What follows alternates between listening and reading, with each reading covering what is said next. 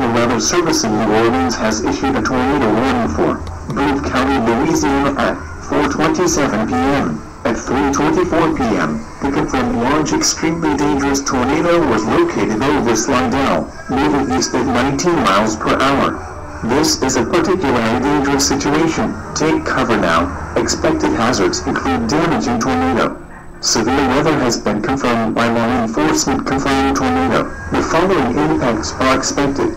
You are in a life-threatening situation. Flying debris may be deadly to cut without shelter. Mobile homes will be destroyed. Considerable damage to homes, businesses, and vehicles is likely, and complete destruction is possible. The tornado will be near 8 Mile Pine around 3:47 p.m. Burlington around 3:70 p.m. To repeat, a large, extremely dangerous and potential deadly tornado is on the ground. To protect your life, take cover now. Move to a basement or an interior room on the lowest floor of a sturdy building. Avoid windows. If you're outdoors, in a mobile home, or in a vehicle, move to the closet. Substantial shelter and protect yourself from flying debris. A large and extremely dangerous tornado is on the ground. Take immediate tornado precaution. This is an emergency situation.